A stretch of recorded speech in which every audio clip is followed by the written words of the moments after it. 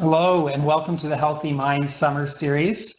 We can still get away with saying summer, so that feels good, even though it's September. It's great that you can join us today.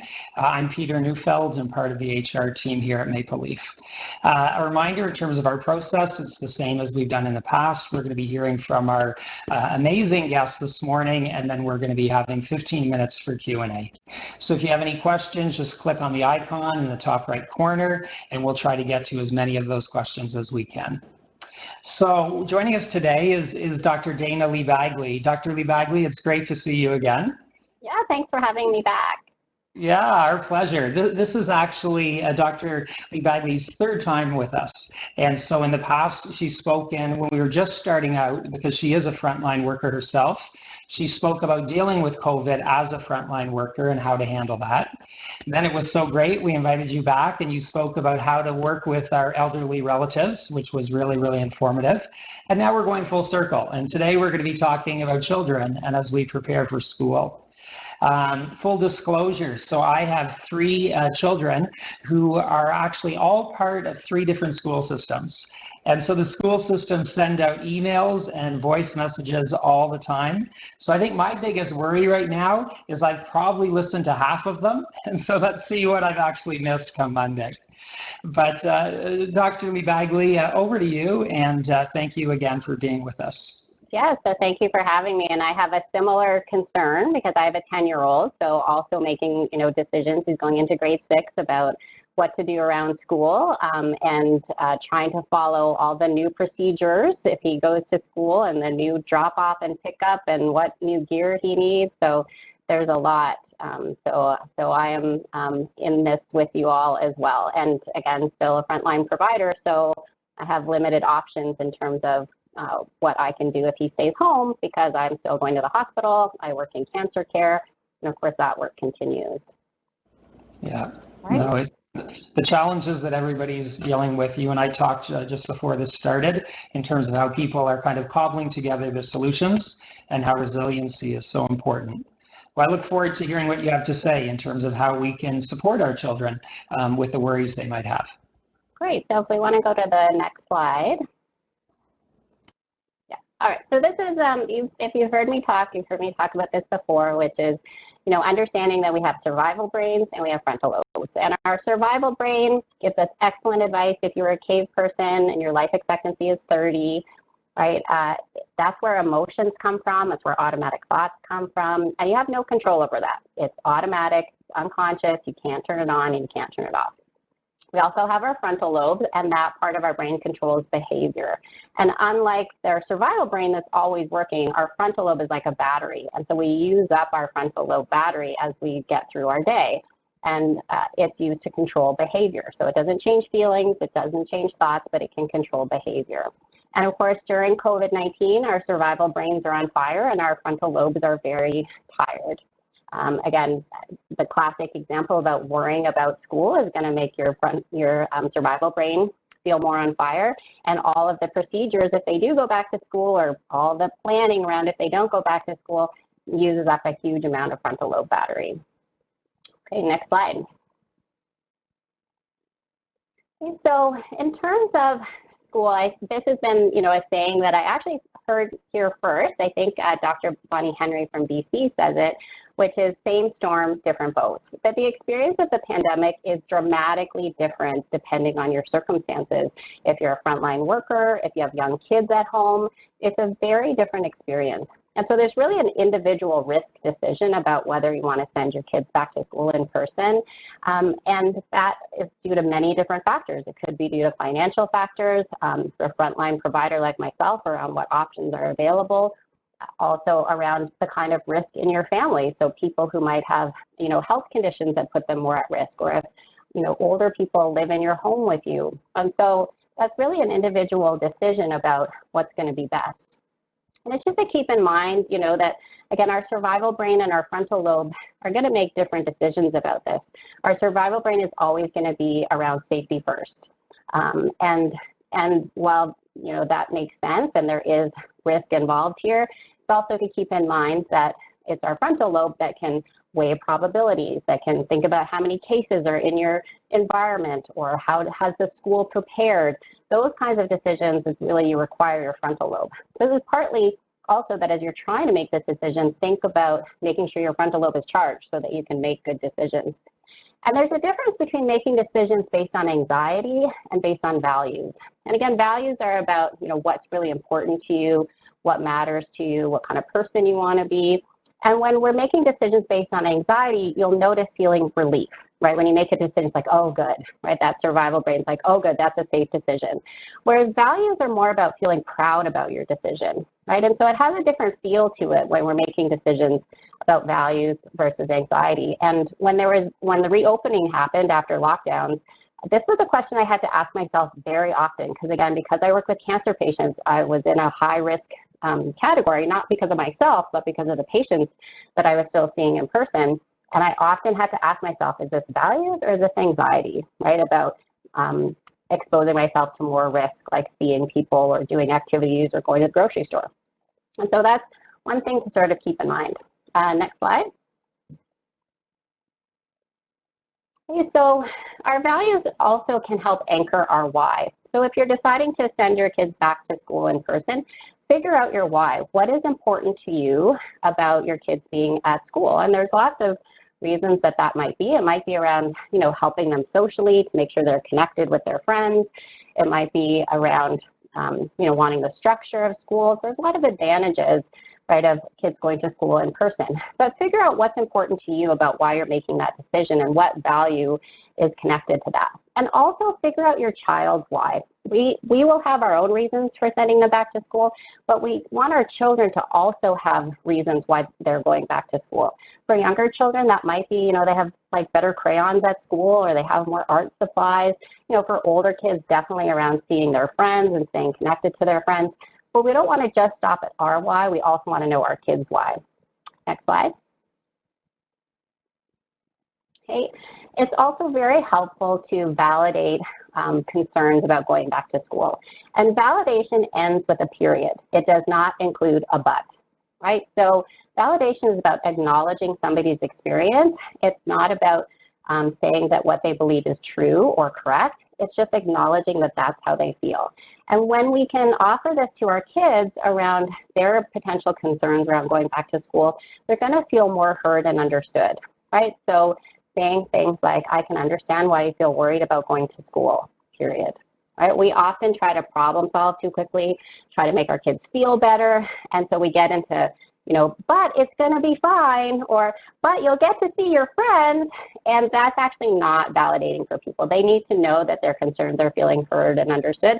Otherwise, they want to keep saying it. They keep talking about it until they feel heard and understood. Or they suppress it completely because they're learning, oh, I'm not supposed to have feelings. It's not okay to feel scared here. And I actually encourage saying the period out loud. It stops you from saying the but, right? I can totally understand that you feel worried about going back to school, period. Next slide. And with this, we can therefore define bravery not as the absence of fear, but doing something that matters to you even when you're afraid, right? So we don't have to have kids not be afraid. We don't have to convince them that it's not scary. We're just convincing them that, again, if they know their why, that they're doing something that matters to them even when they're scared. And that's the definition of bravery. It's not the absence of fear. It's doing something that matters to you even when you're scared. Next slide.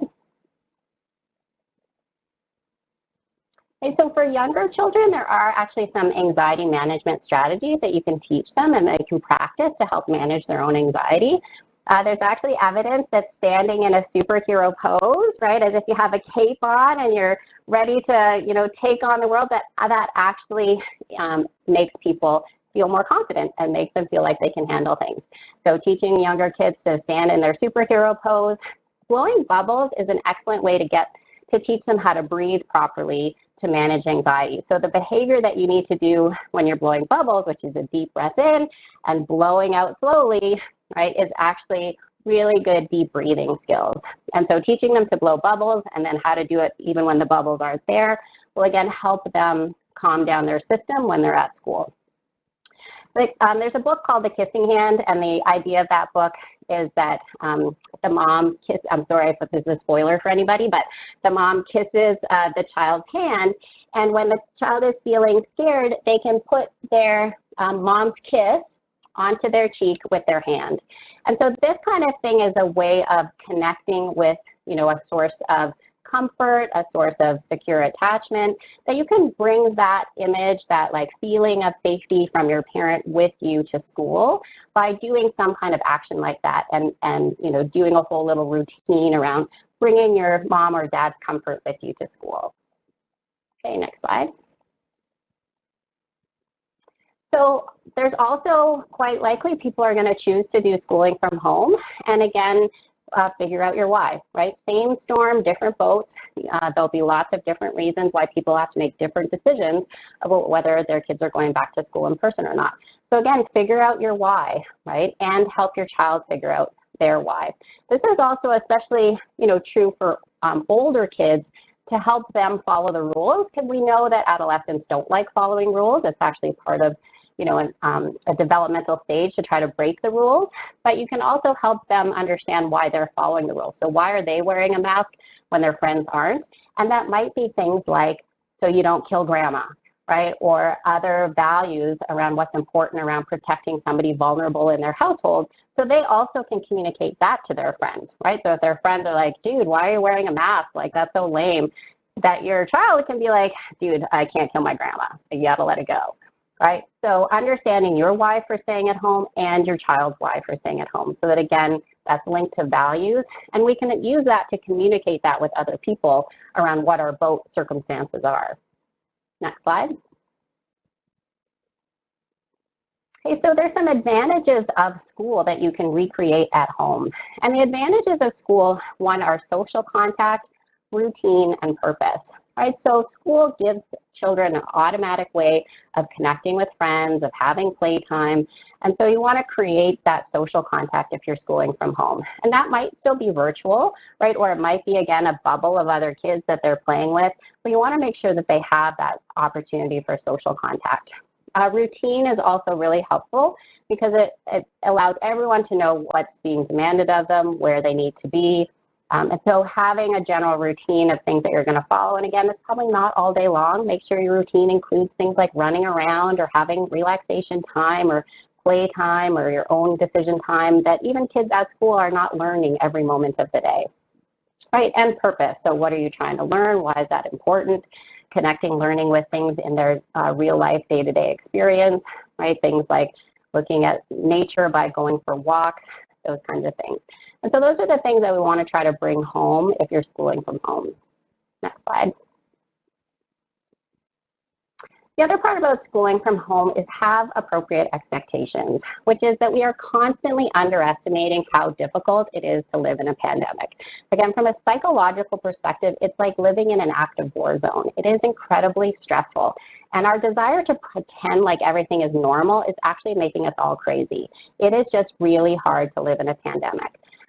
Teachers go to school for years to learn how to teach, right? If you are teaching your child from home, you're not going to do it as well, and there's no expectation that you should do it as well. And to keep in mind that helping kids feel safe, helping them feel attached to their parents is just as important in a pandemic as how many math problems they do.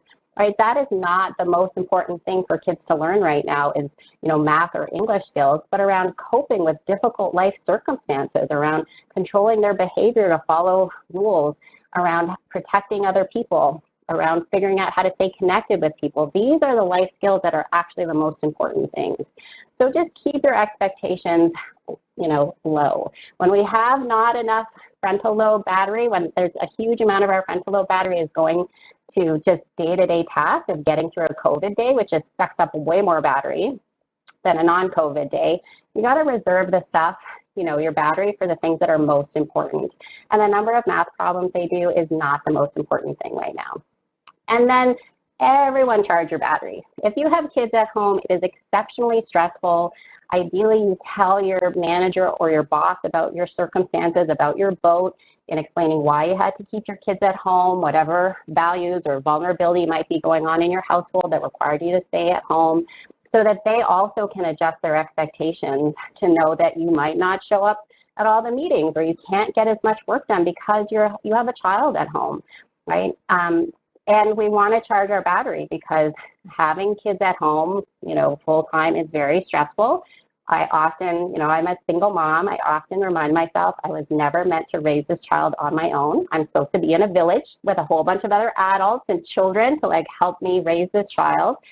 So charge your battery, because you're going to need a lot of patience, and also help your child learn how to charge their battery. Again, helping kids get through this pandemic in terms of understanding how to cope, understanding how to stay connected with loved ones.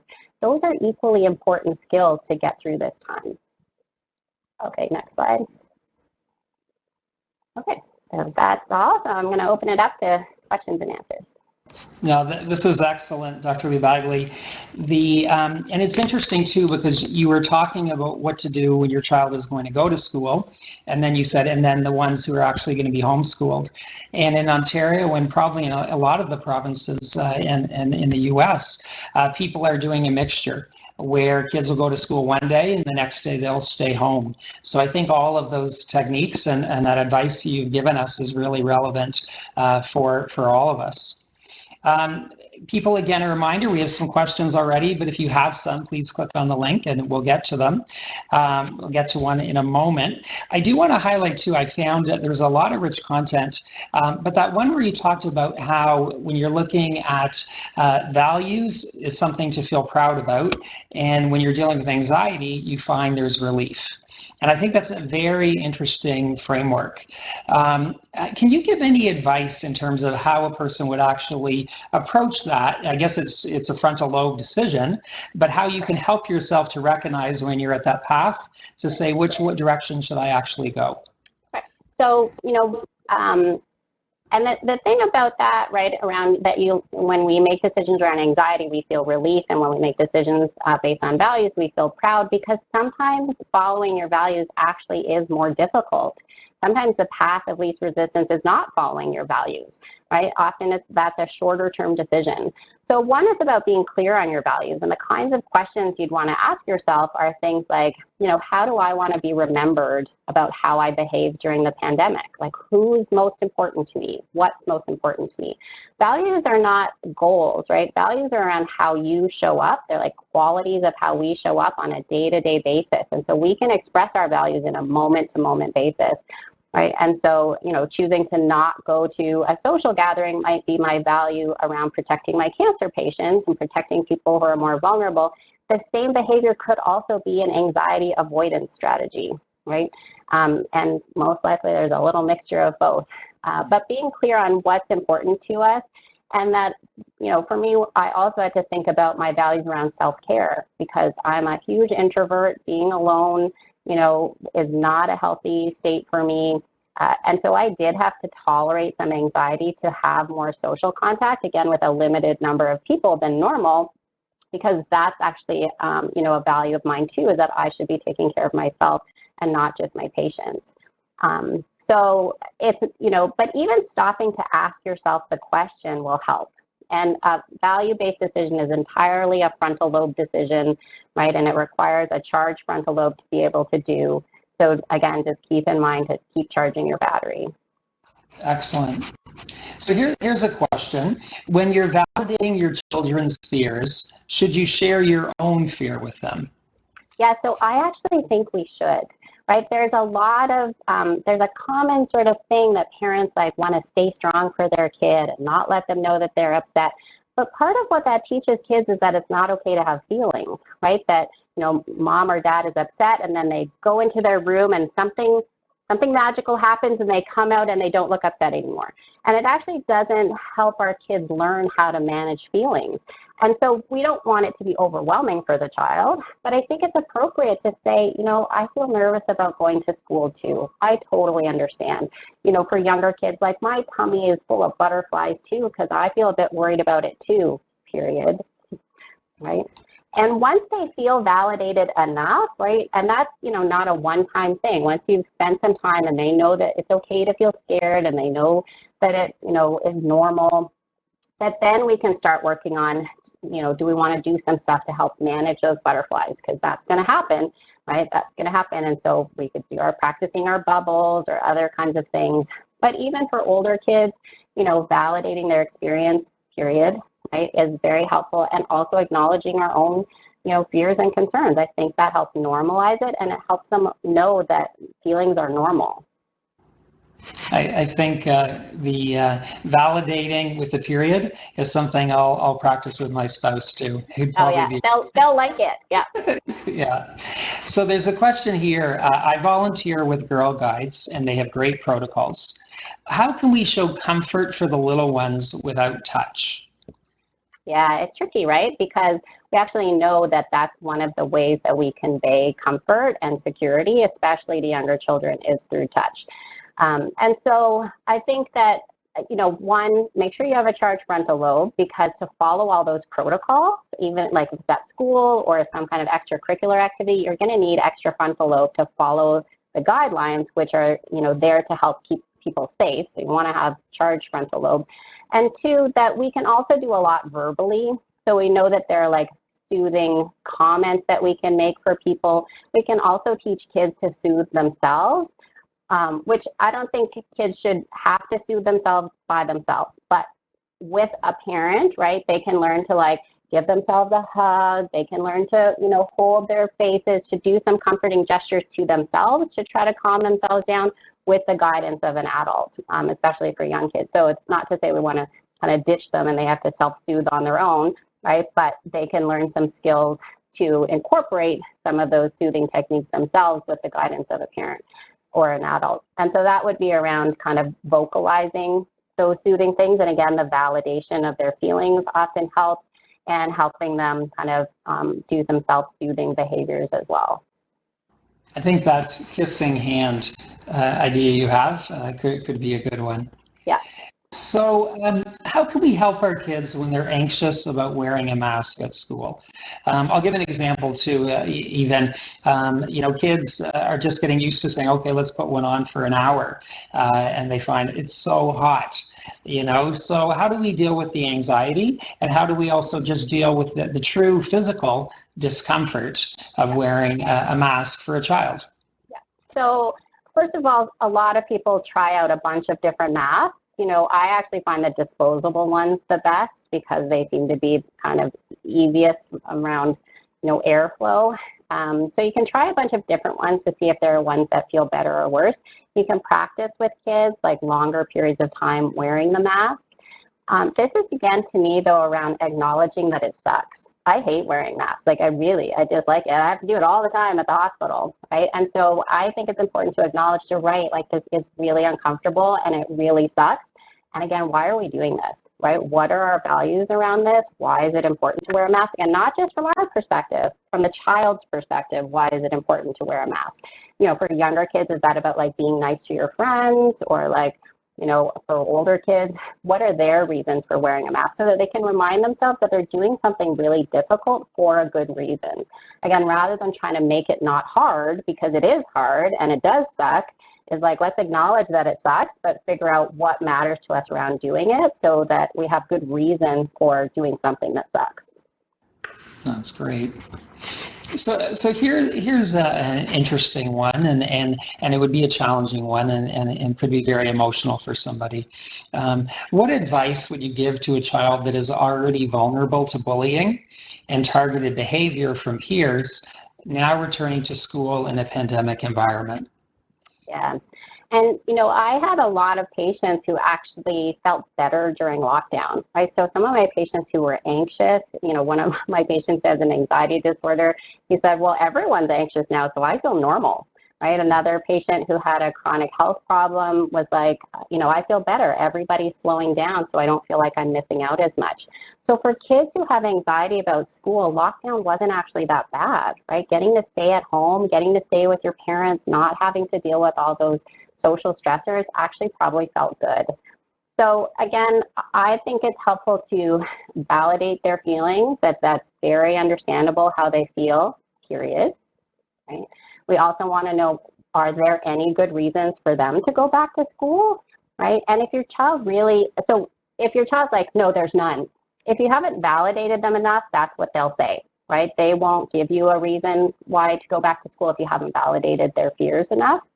If you validated their fears enough and they still can't find a reason to go to school, keep that in mind about how stressful that is for your kid to go to school, right? They need a lot of extra support, a lot of emotional support, a lot of charging their battery to go do something that really pretty much mostly sucks for them, right?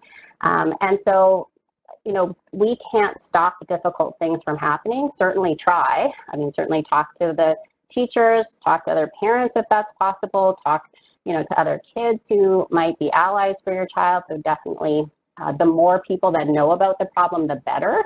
And that's one of the things that we tend to do when we feel bullied is not tell anyone because we feel ashamed about it. But the more people who know about it, the less likely it is to happen because the more likely you are to have some allies around who might help offer you some support. And really, you know, to validate how hard that is for them and to give them opportunities to recharge, to, you know, deal with their feelings. That might be a great opportunity to talk to a psychologist or a professional like that for your child to help cope with those stressors. It's a real thing. It's a really stressful thing. It is not an easily solvable thing. If it was, we would have gotten rid of it a long time ago. So there aren't easy solutions, but those are some tips that I would offer. No, that's excellent. And here's a question, and you've always been very open with us, but as a healthcare provider, are you comfortable sharing your own view in terms of whether or not you're going to send your son to school or not? Yeah, sure. So I'm happy to share, and I will describe my vote to you first and my values so you can understand. And I find this really helpful because, you know, I want people to know this is my circumstances. It's not a judgment about what other people should do. Everyone has their own vote. Sometimes we have no idea what somebody else's vote. So this is really my own circumstances, right? So I'm in Nova Scotia. We have 7 cases that are all under quarantine. To our knowledge, we have no community spread, right? We have the Atlantic bubble, so people have to quarantine for 14 days before they can, you know, go out and about. So our region is much different than many other regions in Canada in that we have a very low number of cases and currently no community spread. Now, all it takes is one person who decides not to quarantine for 14 days to change that completely, right? But my circumstances are that there's no community spread currently that we know of. So that impacts my decision a lot, right? 2, I'm an essential worker, so I don't have the option of being at home all the time. And 3, again, very much my boat. My child goes to a private school. And so he has, you know, that school has all kinds of control over how they set things up, all kinds of extra space. He already was in a smaller class than normal, right, because of that. And so because of those factors, he is going back to school. And I feel pretty safe about him going back to school because I know the school has all kinds of protocols and can do all kinds of social distancing with the desks and those kinds of things. Again, that's very different than a lot of other people are going through. And that's, you know, my vote based on my circumstances. And I feel really fortunate to have those circumstances, to be able to feel comfortable about sending him back to school. He's also a super, like he could use a bit more fear, frankly. Like he's a fairly fearless child. Sometimes I wish he had a little bit more fear about things. So he's not worried about going back to school. He doesn't protest wearing a mask. So again, my vote is very unique. And I recognize how fortunate I am to have all those circumstances that actually make it less stressful to send them back to school. But that's not the circumstances for a lot of people. No, thank you for your openness. And people, I would remind you, we have, realizing that this can be a stressful time, like we say, for your child, but also for you as you're looking at decisions and going into the fall with a lot of change. We have a lot of different resources available through Maple Leaf, be it online counseling, be it cognitive behavioral therapy, be it relief care. So I just encourage you to check out the resources that we have available, speak to your HR business partner, and make use of these tools because they are there to support you, especially at times like this. And I'll also say for a last point, which is that, these circumstances can change on a dime, right? So if tomorrow there's a community outbreak, I'm going to have to figure out a way to keep my kid at home because I work with cancer patients and I can't have him getting exposed and exposing me and exposing cancer patients. So that's going to be one of the things, is that the circumstances are going to continue to change and our decision making will also continue to change. And so charge your frontal lobe. We don't make good decisions when our frontal lobe is tired, right? Our survival brain does not make good decisions. And I think that's a perfect way for us to kind of end of our time in terms of just the reminder to take away, how are you going to charge your frontal lobe today? And you can ask that to yourself, that question again tomorrow. So thank you so much for joining us. Thank you, Dr. Lee Bagley. As always, a tremendous pleasure. Yes, thank you very much for having me. Go charge your frontal lobe. Thank you. And folks, to give you a heads up, our next speaker is going to be Leslie Beck, who's going to be talking about nutrition and looking at how we eat impacts our mental health. And we'll send out more details on that to you soon. Have a great day. Thank you. Take care.